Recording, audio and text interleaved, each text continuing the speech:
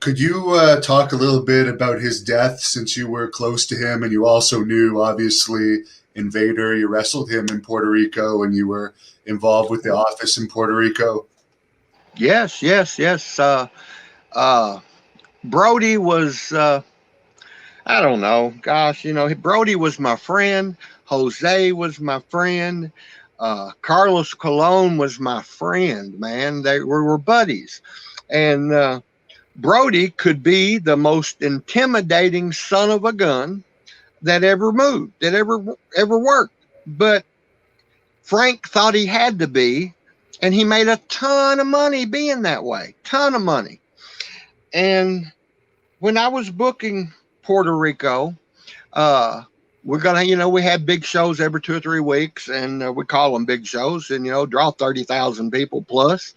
And I would bring Abdullah and Brody and just different guys in, and in the office, it's like, Jose, we can shoot this angle with you and Brody, and it's all Migo, please, Migo, no, he hurts me. And after a little bit of that, I got to watching, and Brody was kicking the shit out of Jose. He was hurting him.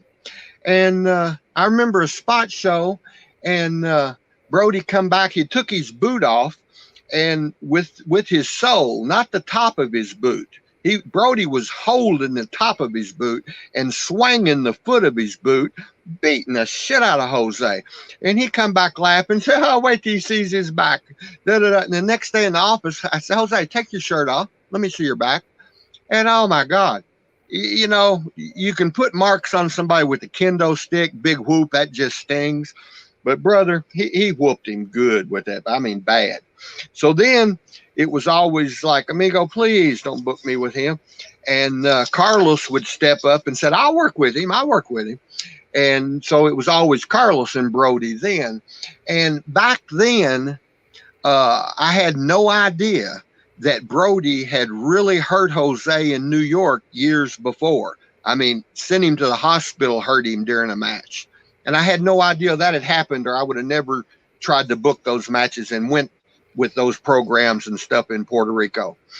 And how do you say, am I trying to justify what happened? Hell no.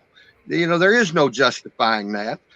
Can I understand why it happened?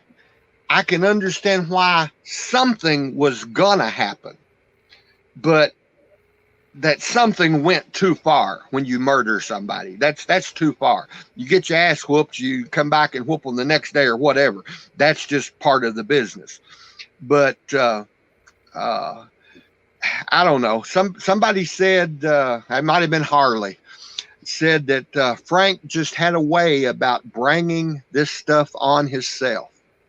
And when I heard that being said that way, in my mind, I was like, boy, how true that is. How true that is.